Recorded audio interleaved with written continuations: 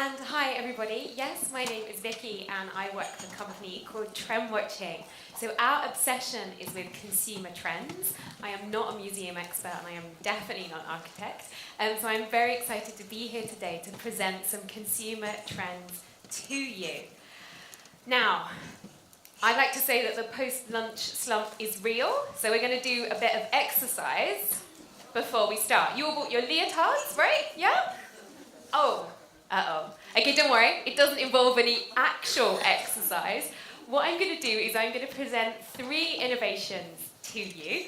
3 innovations that have come from our spotter network. And then I want you to discuss with the person next to you, in front of you, behind you, nearby, about whether you think they're a good idea or a bad idea. Okay, so 3 innovations, good idea, bad idea.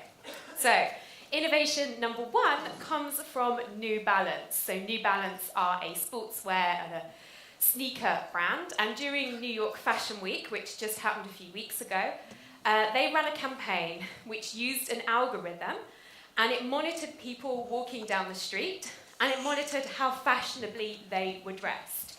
And if it thought that you were very conventionally dressed and you were sticking to the fashion trends, which it had learned by reading things like Vogue, it just let you walk on past. If it thought you were original, then it alerted someone from the New Balance team who popped out of a little office that they had, and then they awarded that person, this original dresser, with sneakers or with free clothes.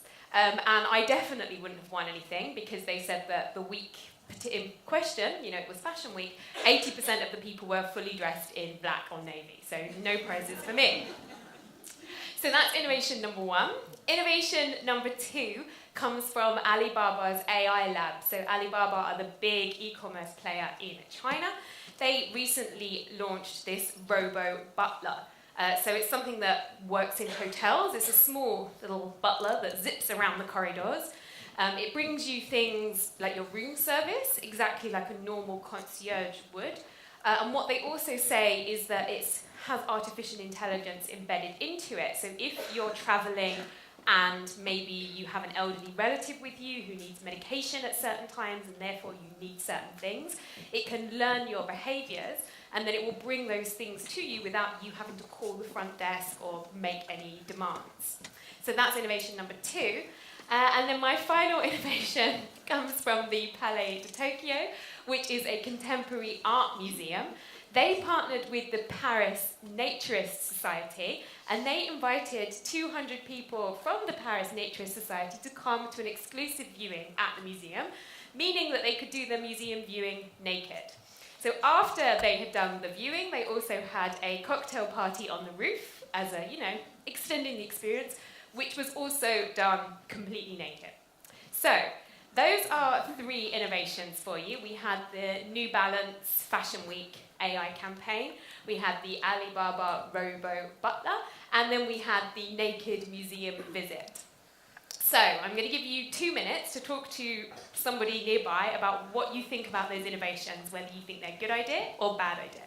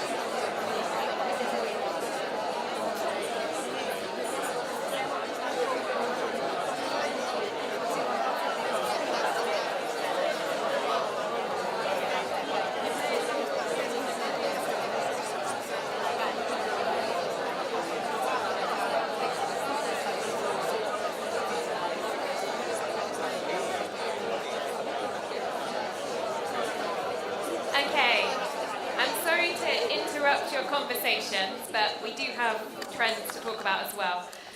So, can I get a show of hands for innovation number 1, New Balance? Who thought that was a good idea? Hands up. Okay.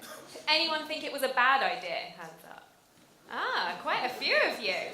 Would somebody, we have a microphone at the back, would somebody who thought it was a bad idea like to tell us why they thought it was a bad idea? Yeah, do you mind? Sorry, she's just going to bring your microphone so everyone can hear.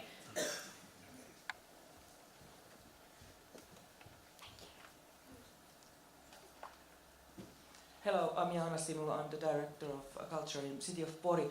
The idea is basically good, but the thing they are like we should be sustainable, and they give you a gift that is material. So why don't they give you something else, like an experience? Thank you. You take offense with the gift. Interesting. Anybody else who thought it was a bad idea would like to share why they thought it was? Yes, over there. Hi, I'm Jon Björkman from the Museum Center of Turku. I think although we are used today already to being watched and even recorded all the time, somehow I feel this kind of unasked for judging of your own clothing infringes on privacy. So, and then getting kind of commented upon, even if it's in the form of free shoes, I think it's going over a border that's not okay. Okay, I agree. Anyone who was in the good idea camp want to share why they thought it was a good idea? No one wants to say anything after that. Okay, no, that's fine. What about, let's see how we all thought about innovation number 2. So this was the Alibaba AI Labs Robo Butler. That's a mouthful to say. Who thought this was a good idea? Hands up. And who thought it was a bad idea? Okay, let's do some good idea voters this time. Anyone who thought it was a good idea want to share why? Guys, you're very quiet. Yes, thank you. We discussed it a little bit and said that maybe not for the hotel industry, but for old people or disabled people to actually to help them to go into another industry, and that you can also always say that it takes work away from some people. But it actually could be very helpful to stay home longer. Okay. And then last but by no means least, the Palais de Tokyo innovation, the nude viewings. Anyone thought this was a good idea? This is a judgment-free zone. It's fine if you know. Okay, quite a lot of you. And anyone for bad idea? Any of you guys want to say why you thought it was a bad idea? Sorry to pick on you. I can't see you very well. I'm not tall enough. No? Okay, that's fine. Right, well, why did I start my presentation with this exercise? It's not so that I can talk about nudists and AI within the first 10 seconds. It's because I just like to make the point that when it comes to consumer trends and it comes to innovations, you are not the only judge. It's really easy to put your personal perspective and your initial gut reaction, oh, I don't like AI, oh, that's a bit weird. And that is completely natural, and I do it too. But try to take yourself out of that when you look at these trends and when you look at these innovations and think about, is there a consumer that this might appeal to? So my presentation is sort of split into 2 halves. The first half is a quick introduction to Trendwatching as a company and also for how you can become trend watchers, and then we'll actually get onto the trends. So Trendwatching, we were founded in Amsterdam around 15 years ago. I am based in London. This is actually my first visit to Finland as well, so thank you for having me. And what we do is we scan the world for innovations like that. We look for insights and we look for things that are changing. And luckily for me, the world is always changing. If we think about some change that has happened in 2018, we've seen new retail models. So this is something from Tmall and Ford. So Tmall are also a e-commerce platform, also based in China. They developed something where you can take a photo of a car that's driving down the street, and if your credit rating is high enough, you can automatically book a test drive of that car with Ford. Then you go to this giant vending machine, the car is delivered to you, and then you drive off with the car as a test drive, and if you decide you want to keep it, you can just keep it. So new retail models in 2018. What else have we seen? We also saw Apple become a $1 trillion company, closely followed by Amazon. We saw Mark Zuckerberg's fall from grace. We saw the war on plastic amp up with brands from Starbucks to McDonald's sort of starting this fight against single-use plastics. And of course, we also saw Elon Musk send a Tesla into space. Elon Musk is always good for something a bit strange. Now, there is lots of change, and I probably could keep listing changes throughout this whole presentation. And the truth is that amidst all this change, it is hard to find balance. The world can feel very overwhelming, but I would want to say to you, don't be overwhelmed. I'm here for some reassurance. Because the truth is that in spite of all that change, we are still the same humans with the same basic needs. These basic needs have existed for hundreds, if not thousands, if not millennia. They're like the things for community, convenience, these really fundamental needs. And just one quick exercise to show you how robust our basic human needs are. I'm just going to show you this graph. Now, I'm going to give you a second to take a look at it. Can anyone guess what this graph shows?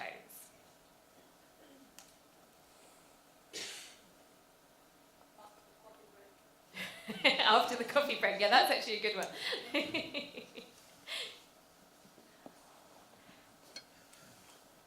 Okay, it actually shows traffic to a website.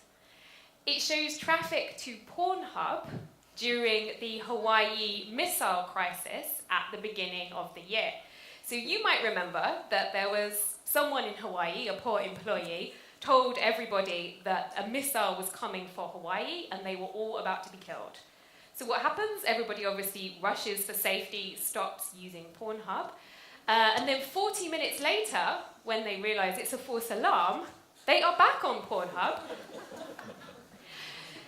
satisfying the most basic human need. Okay? So just a quick example of how robust and how strong human needs are. Now, I'm not showing you this just because using Pornhub in a presentation always gets me an easy laugh, although it does do that. I'm also showing you this because I'm saying to you that you can use these basic human needs to your advantage. And in fact, basic human needs are central to consumer trends. And when we think about consumer trends at Trendwatching, we're always thinking about how change is bumping up against those human needs and creating points of tension. And innovations that resolve those points of tension, they create new expectations. And if there's one word I say a lot today, it is definitely expectations. Because expectations are really key when it comes to thinking about consumer behaviour.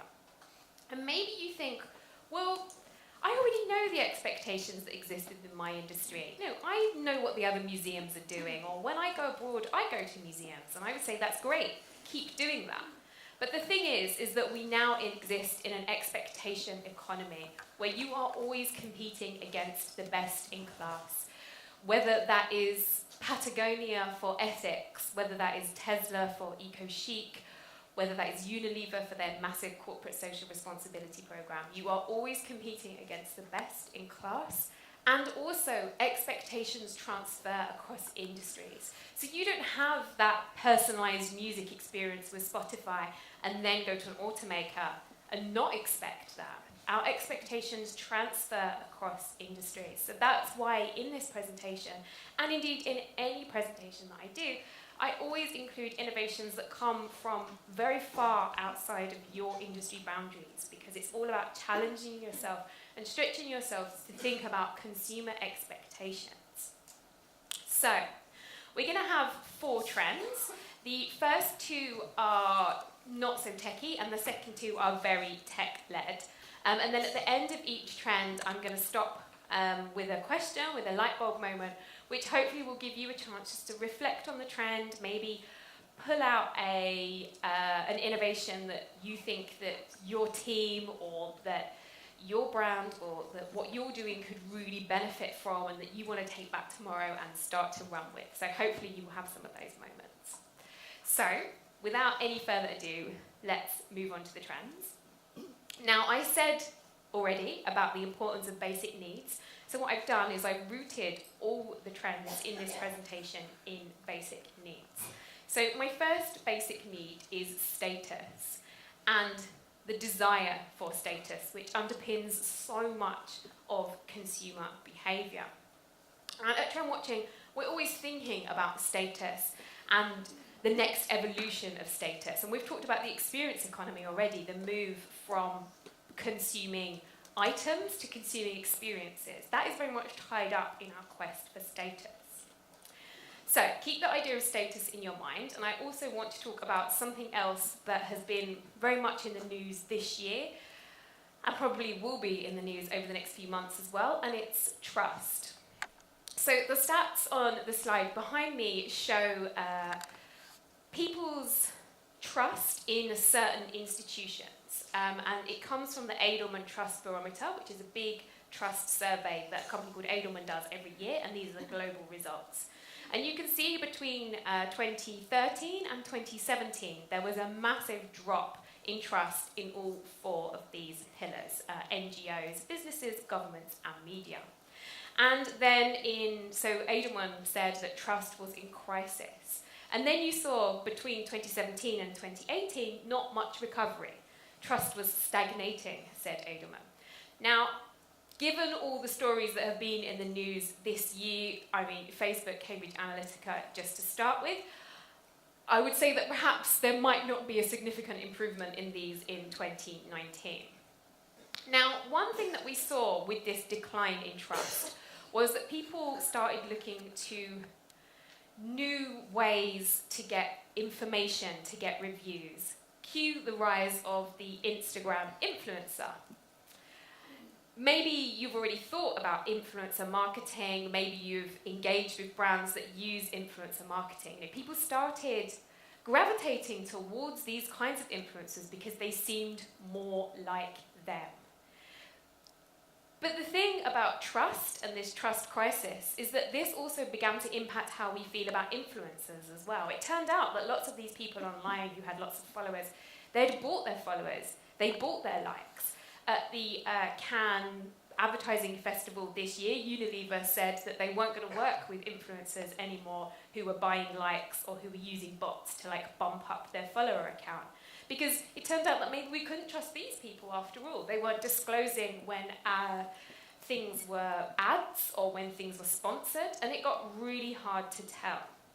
The final strand here is this idea of this supercharged activism that has swept the world. I mean, I am talking about, of course, the protests that follow Me Too, but there have also been lots of other sort of civic-led actions against political regimes, against lots of other things. It has become increasingly a point of status to have a voice, to use your voice to go protest against things that you feel are wrong in the world. And what is particularly interesting is set against all of this, those influencers, okay, they're buying followers, they have fake bots, but their lifestyles and the things that they are promoting on social media online start to look increasingly out of touch. People who are reclining on pool toys and drinking kale juices, they seem now not to have that much to do with the real world.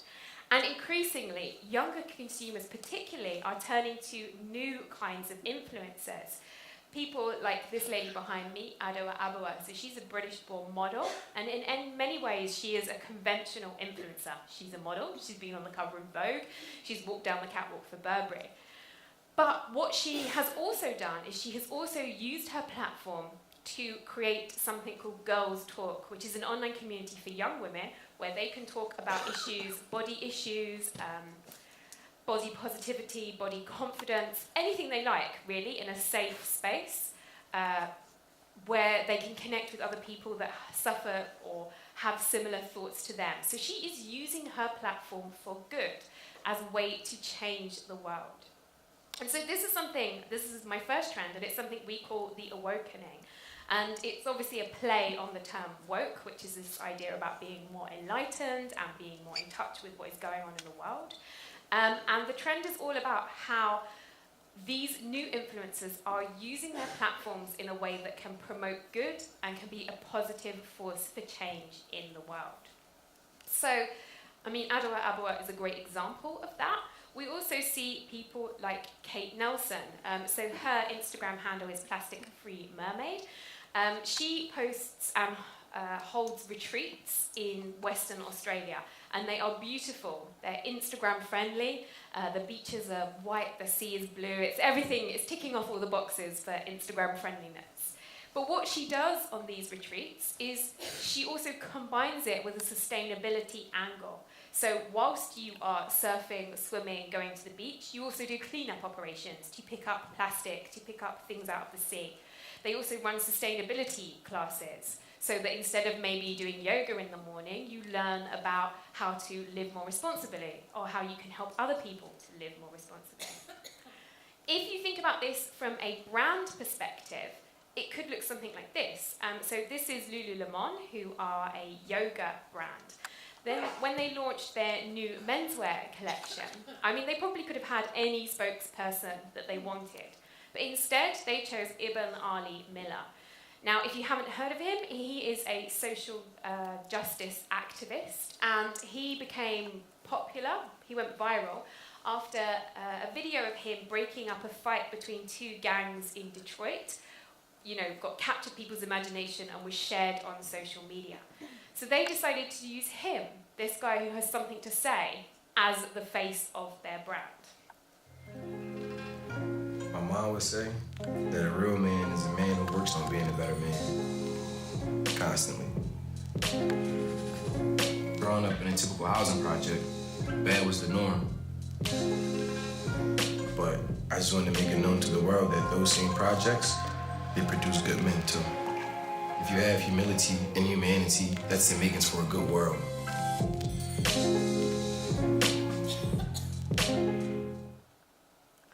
And we talked earlier on, there were some questions about, how if you're more of a legacy museum, how can you do some of these things? And maybe you're thinking, well, this is a new brand, it's easy for them to tap into a trend like this. And I would say that it's never too late to tap into a trend like this. So this is Mattel, who obviously produced Barbie. And when we think about Barbie, hey, if Barbie was a real woman, she wouldn't even be able to stand up. That idea is increasingly out of step with contemporary thinking about women and about how women are portrayed.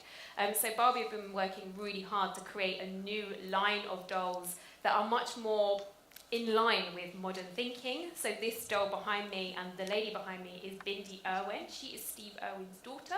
She is a conservationist, and she is really passionate about engaging young people in conservation efforts. So they made a doll that was inspired by her that young girls and young boys can play with, rather than these kind of more vapid kind of Barbie dolls that we maybe are more used to. One thing I would like to say about this trend as well is that it's not necessarily about what you are putting out into the world in terms of campaigns or in terms of products, but it can also be very much about what you are doing within your company. So Beautycounter are a US-based beauty brand, and they're a little bit like Avon. They do door-to-door sales. And normally in companies like that, you reward people, the biggest selling high sellers, with, products, holidays. But instead, what Beautycounter do is they offer all expenses paid trips to Washington, DC, where yes, you get put in a nice hotel, but what they do is they teach you how to lobby. And then they arrange for meetings with members of Congress, with members of Senate, where you can push through agendas around beauty regulation. Now, in the US, this is a bit of a side note, in the US, lots of ingredients in beauty products that are banned in Europe are actually legal. So there's lots of campaigning to get some of those ingredients actually made illegal. So this is all part of that. And of course, Beautycounter themselves sell products that are natural. That is very much a part of their brand image. So it's using their staff teaching their staff to go out and empowering their staff to be the change that can also align with the beauty brand's values. So I guess, the most obvious question is, how can you think about woke influencers as a museum, as a public space, as something that people come and engage with, and how can you use these kinds of ideas to communicate values? A word of warning-ish about this trend is that it does require you to look in the mirror, and it does require you to think about the histories that you are telling and the stories that you are putting out there. Maybe sometimes those reflections are not always flattering, but that really is the beginning of this trend, if we're honest, is to think about what you represent and then how you can maybe work with people that align with what you represent, or maybe don't, and can help bring your message or bring a new message to a completely new audience. So, that was trend number 1. I'm going to move on to trend number 2, which is rooted in the basic need for self-improvement. Now, we all know that self-improvement is very intrinsic to how many of us live and think, and that museums and cultural spaces have always been about self-improvement, generally about self-improvement of the mind. Over the last sort of 20 or so years, we've seen this shift towards more holistic well-being, mindfulness, meditation, and of course, like actual physical exercise. Museums know that this is happening, of course. One of my favourite innovations here actually comes from 2017 when the Met Museum in New York hosted workouts before the museum opened. So maybe you might remember this innovation. It was done in partnership with an artist. And what they did was you signed up to the classes and then you toured the museum, but the tour was actually in the form of a workout. So you were in quite small groups. And that was how you moved around. So it was working out and, stimulating the mind as well. But here's the thing about exercise, right? Effort is hard. The struggle is real. Sometimes our willpower doesn't align with our desire to self-improve. We have good intentions, but we don't always make it. So consumers are increasingly looking for brands to make health and well-being as easy as possible by embedding those solutions into the real world. So it's minimum effort on the part of consumers, but maximum value. So what do I mean by this? I was actually at an architecture conference a few months ago, and while we were there, some of the architects were talking a lot about how wellness is the new sustainability, and how lots of buildings are focusing on wellness, and lots of architects are thinking about wellness as well as sustainability.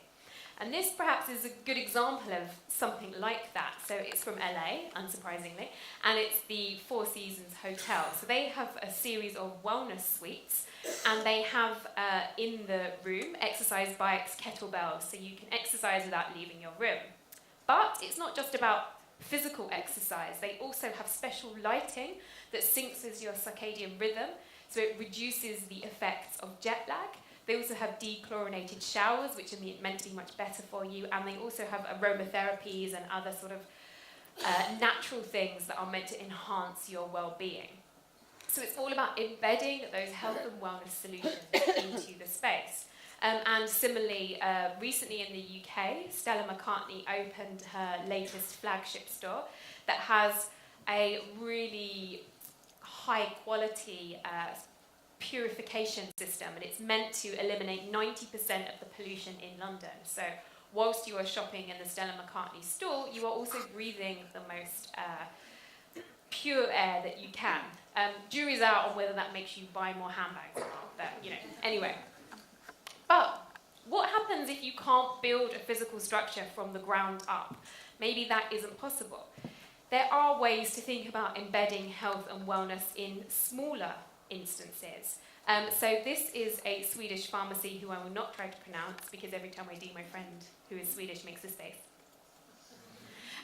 So what they did was they decided to try and combat Sweden's long, dark nights, maybe you're familiar with them, by installing this vitamin D window. So the idea is that when you walk past it, you get a dose of vitamin D.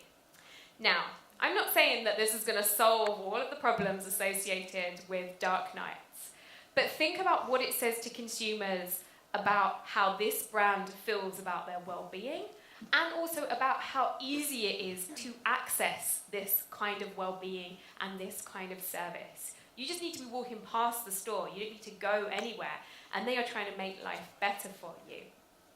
And thinking maybe more along a product line, so this Manulife are an insurance company based in Singapore, and they decided to make these pots.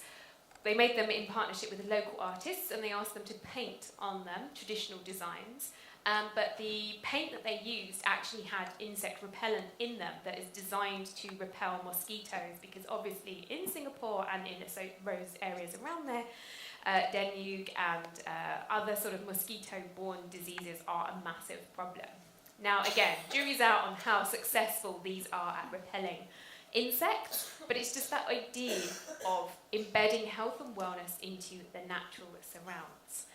And one way I think this is also particularly interesting, and that we've started to see this go in even in just the last couple of months, is also into experiences. So Bumpus & Pa are an experimental experience company in the UK. If you can think of it, they've probably done it. Glow-in-the-dark ice cream, DNA-based cocktails. And what they decided to do was create a 30-minute spa. So it's meant to mimic the effects of a spa, but in 30 minutes. And also, it's just a pop-up in a courtyard in the middle of London. Now, how did they do that? So it has different things. There's like a waterfall. They have special sounds, special plants that are all meant to enhance calmness and meant to make you feel better. They also have a space for meditation, relaxation, tips on how to do those things within the space. And it is also painted in this rather fetching shade of Baker Miller Pink, which has two benefits. One, it's Instagram friendly, so everyone posted their experiences. And two, there were clinical trials in the 1970s that used this colour, and they painted the inside of prisons with this colour because it is meant to reduce aggression and make people calmer. So everything about this experience was designed to give you that 30 minutes of stillness within your lunch break, maybe, or maybe when you were rushing between meetings. So that is essentially thinking about ambient wellness as an experience as well. So you saw how that trend can transcend from physical spaces to products, also to experiences. So are you thinking about how health and wellness and well-being can be embedded into the museum experience, into the visitor experience?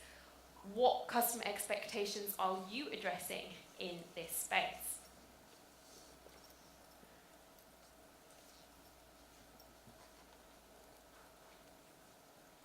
Okay, so moving on to trend number 3, and these two are the two more tech-led trends. And trend number 3 starts with the basic need for companionship. But when I think about companionship, I want you to think about the ways that technology is damaging and changing that companionship. So according to a survey by Havas, 67% of people agree that modern technology is weakening human bonds. That was up from 51% in 2009. So we have all this technology at our disposal, but maybe it isn't actually making us happier or more connected. And then this next stat is either terrifying or hilarious, depending on how you feel about it. According to Gartner, by 2020, the average person will have more conversations with bots than with their partner. Now, this guy, maybe that's what he's doing, chatting with his bot instead of his partner. He's actually using Capital One's Eno chatbot. So this was something that Capital One, who are a big bank in the US, developed. They did lots and lots of natural language processing with it, tested it with lots of people. So the idea is that it answers you in a really informal and easy way. And when it comes to chatbots, I like to think that we have seen, you know, the good, the bad, and the ugly, because there are some terrible chatbots out there, but most of them are very service-focused, telling you your bank balance, telling you what the weather's going to be like, telling you if the train from Helsinki has broken. It would have broken in London too. You know, service-led bots. But what the companies who are developing these bots started noticing was that lots of people were actually asking questions that went beyond bots. So for example, lots of people were asking Siri, what's the meaning of life? Or, you know, other questions like, what is happiness? How can I be happier? And Siri didn't really have any answers for any of those questions because it wasn't trained to understand those kinds of things. And so one consequence was that Apple started recruiting for software developers who have psychology and counselling backgrounds so that Siri is better equipped to understand some of these dilemmas. And it's not just Siri as well, Alexa and other personal assistants have found that, you know, people are asking these sorts of questions. And that leads me to trend number 3, which is virtual companions. And it's all about how in the future, we are looking for these assistants to go beyond assistants and to become companions, to educate, to entertain, to heal us. Now, my first innovation, this one taps into one of the basic needs that we already talked about, which was self-improvement. Now, I'm not sure how big this TV show is here, but has anyone seen Black Mirror? Okay, quite a few of you. So you might remember that there's an episode of Black Mirror where a young girl's, I can't remember if it's her partner or her best friend, he passes away and she creates a chatbot that, I'm sorry, spoiler alert, she creates a chatbot that basically mimics him so that when she's feeling sad, she can go to the chatbot and it's almost like he's still alive. I mean, it's a little creepy. That basically is what this innovation is. So this is a chatbot called Replica. And the idea is that you download the chatbot, and it's all based through an app. And you answer a series of questions about yourself, and then you start having a conversation with the chatbot. What it does is it learns about you, and it basically replicates you, hence the name. So the idea is that it is allowing you to learn things about yourself that maybe you might not have realized, because it is reflecting yourself back at you. If you're thinking that sounds a little creepy or a little bit weird, I don't blame you, but I would say that when you look in the App Store, some of the things that people are saying about this app are actually surprisingly positive. So this person says, my replica amazes me. I didn't think it was possible to become friends with an AI, but here I am. They were skeptical too. And also, interestingly, would really love it to use a voice engine for that extra bit of personality. So, I mean, if we're talking about expectations, that is a great one. If you want to think about virtual companions that have personality, this innovation from Gatebox is a great example of it. Now, of course, it's from Japan, which is, you know, pushing boundaries when it comes to technology. And I'm not going to tell you anything about it. I'm actually just going to play the video. 朝ですよ。起きてください。ねえ、起きてってば。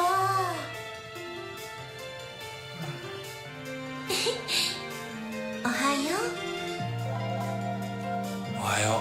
あ、今日雨が降るかもしれないから傘持って行って。急がないと遅刻しちゃうよ。行ってきます。行ってらっしゃい。気をつけてね。商品のラインナップについては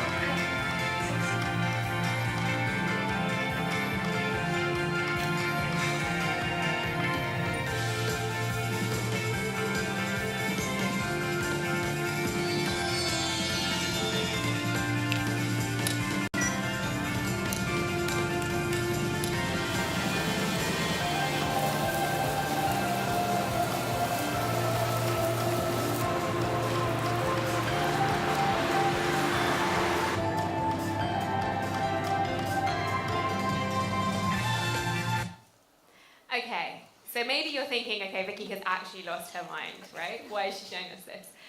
What I would say is, yes, this is borderline creepy, and yes, it's also quite out there. What I would say is also that fringe things can also become mainstream. If you think, for example, about the use of emojis, we might not have thought that they would become as mainstream. I would never thought that I would be able to text my bank emojis, which I can do. Or self-tracking. You know, in the 80s maybe, if you were tracking how many steps you walked, people would have thought you were insane. Now we all have that on our phones. So yes, this is maybe niche, fringe, but those behaviours can come mainstream. And big brands should and can think about how they can act on these kinds of trends. So my last innovation in this trend actually comes from Aflac. They are an American insurance company, and they have a mascot that is a duck. He pops up at the end and he says Aflac in a sort of annoying way. Love him or hate him, I think is the thing behind that. What Aflac did was at CES at the beginning of this year, they unveiled my special Aflac Duck. This is a companion for kids who have cancer, and he is a robotic duck. And the idea is that the duck goes through the same treatment as the kids. He can explain to them what's going on. He can entertain them if they're scared, or they can look after him so they can distract him or the child while they are going through procedures. Now that makes you think totally differently about virtual companions, right? Because that has a much more enriching angle. We feel like it's doing something good for us. I wouldn't have thought that it would take an insurance company to make me think that tech can renew and inspire and enhance us, but there we go. You learn something all the time. So this is actually something that they are rolling out next year, and it also reminds me a lot, and maybe you might have seen these, of in old people's homes, they also have robotic seals, which the old people are encouraged to stroke and look after and take care of. And it's very much to do with giving the old people a focus and also giving them something to talk about as a communal thing. So, at the end of Virtual Companions, my challenge to you is, how can you make the leap from assistant to companion? When you think about companionship, could it be about helping the students through their university course or through their PhD or whatever they're doing? Or could it be about helping seniors who are looking for a new project because they're retired and they don't know what they're doing with their time and they need something to fill it? You know, how can a companion really enhance an experience but also help people to learn things as well? Okay, so on to my final trend, and I obviously can't do a trend presentation, well it feels like I can't do a trend presentation without talking about Google Duplex, which is something that Google developed and debuted at their developers conference earlier this year. And it's basically an algorithm that will book things on your behalf. So normally when you search Google, you get the information and that's where your interaction with Google ends. This is essentially taking it the next step. And I have a video to show you, and sorry for anyone who was in here earlier on when I was having problems with the sound, because you have heard it 10 times.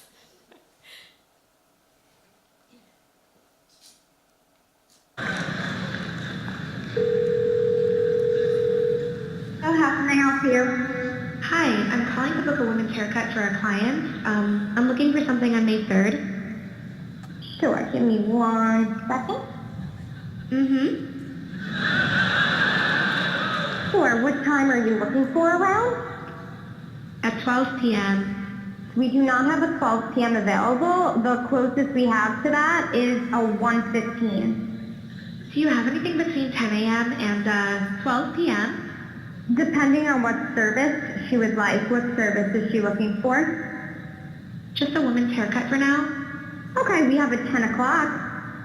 10 a.m. is fine. Okay, what's her first name? The first name is Lisa.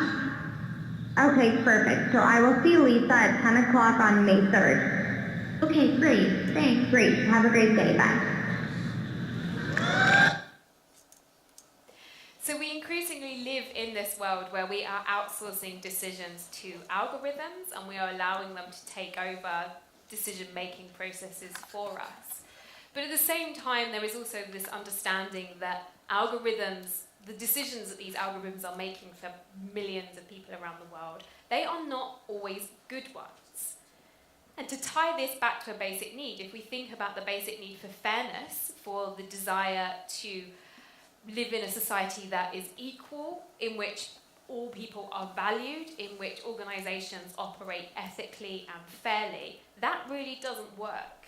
And artificial intelligence and algorithms have a massive problem in this area, because it's been proven in many, many studies that facial recognition, for example, is great at recognising white people, white men especially, but if you are a person of colour, it is not so good. It can't always read differences in faces. And that is because those algorithms have often been developed by white developers. The truth is that algorithms are reflecting our society back at us. So it's not necessarily about technology instantly becoming better. It is learning things, and it is learning prejudices, and it is learning stereotypes that already exist within society and making us aware of them, because we're wondering why these new structures and these new things that we are building are not better. Now, lots of people do think that brands should be using technology ethically, and that is a bit of a no-brainer. They also think that if brands can't use technology ethically, government should step in. Now, that is a nice idea, but if we just think about government legislation around autonomous cars, for example, it feels like lots of governments maybe don't really know what to do with lots of new technologies and with lots of things that are emerging and changing really quickly. So I would like to say to you that if you think about algorithms, about AI, about these kinds of new things becoming new resources for a brand, for a business, how can you ensure that they are operating in a way that is ethical, that is fair, that is unbiased? Maybe it was easy in the past to write somebody off, a manager who was sexist, for example, as, you know, just a bit of a bad apple. We increasingly can't do that with algorithms, with apps, with services that we are creating that are meant to make life easier, that are meant to make life better. So there is definitely a responsibility to brands to think about how they can create these algorithms that are ethical, that are unbiased, and that do enrich our lives. And there have been lots of stories to kind of go back to that bias idea around, so Google found that its jobs hiring algorithm tended to show high-paying jobs to women instead of men. And literally just 2 days ago, I was reading about how Amazon, who were using a recruitment tool that leveraged AI in-house, have actually just stopped using it because they realised that it was only serving them CVs from men, because the problem was that most of the development jobs that they were recruiting for had previously been filled by men. So the algorithm thought that that was what was right, so it kept only serving them CVs from a certain kind of profile. Because it was learning information that already existed. So you see how it's learning biases that are inherent within society. So brands are trying to do things to change some of this, just in case anyone thinks I hate too much on Facebook. Facebook are one of those brands. They have something called Fairness Flow, which is an AI that monitors all the other algorithms that they are using and checks those other algorithms for bias when it comes to gender, when it comes to income, when it comes to age, when it comes to location. So it's one algorithm to rule them all, I like to say. And also Twitter, who are using sort of superhuman resources to try and cut down on harassment. Obviously, that is a massive problem on Twitter. So they announced changes to their algorithm that mean that posts that have hateful or bullying comments within them are pushed lower down, and so you are less likely to see them. And when they first rolled this out, there was a 4% reduction in the amount of kind of bullying tweets that were surfacing. Now, 4% sounds like a really small amount, and it is, but if you think about the amount of tweets and the amount of users that there are on Twitter, that is not insignificant. I also just wanted to take the thinking a bit further with this trend and think about how we can use this to also teach ourselves something. So maybe you've heard that Brazil have recently gone through, and are still in the process of going through, a very contentious election. Forbes Brazil, the media company, decided that they wanted to say something about it. So when they created their annual rich list, which is something that they do every year, they decided to create a composite, a character to feature on that list. So this is Rick Brazil. He was created using an AI that looked at stories in the Brazilian press about crime, about corruption, about politics. And this was the character that the AI created. He's called Rick Brazil. And then the algorithm created and fleshed out a character for him.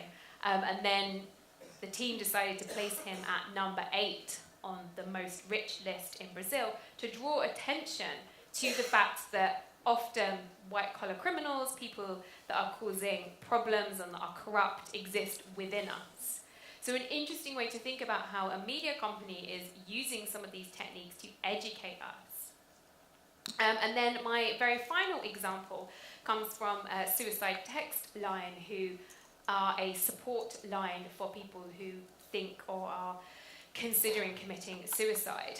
And it's mainly done by phone, so they have years and years and years of conversations recorded and scenarios about how to deal with people in this kind of situation. So they decided to create a spin-off algorithm that takes all of that information and then can help other businesses learn how to have important conversations, how to have sensitive conversations, how to help people that are feeling vulnerable.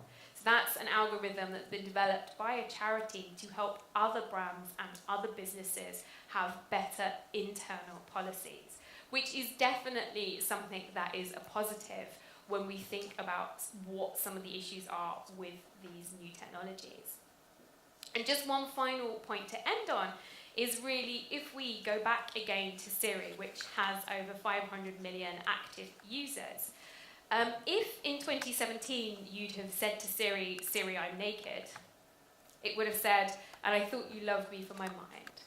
Kind of flirty, you know, a totally fine response, but when we think about the world in which we live in, Apple have decided that this is now the most appropriate response, to say that is both inappropriate and irrelevant. Now, I don't know how I feel about being told off by Siri, but I would say that that is a great sign of the times to show how tech companies are thinking about how we should be talking to algorithms, and also in turn how algorithms should be responding to us. So that's my last light bulb moment for you. And I want you to think about, you know, what you are doing about ethics and bias within these new systems. Also, maybe you are not considering using AI, maybe you're not considering using these technologies, but perhaps it's a starting point as a cultural institution. How can you help people have some of these conversations? How can you incite some of these debates, a little bit like Forbes Brazil did with their composite character? So, that was 4 trends for you, 2 non-tech, 2 slightly more tech. And of course, hopefully the introduction to trends and the way of thinking about trends gave you a new way to think about the world and the innovation and the change that you see around you. Because, you know, at the end of the day, we are all still the same humans with the same basic needs. And how can you think about innovations that tap into those basic needs in new ways, create points of tension, and create new expectations? Now, what I'd like to do at the end of my presentation is actually to hand this back over to you. So I would like you to talk to the person next to you, beside you, maybe the person from earlier, about which trend you thought offered the most opportunity, or which innovation particularly inspired you. Can you persuade that person that your trend is actually the trend that they should be thinking about?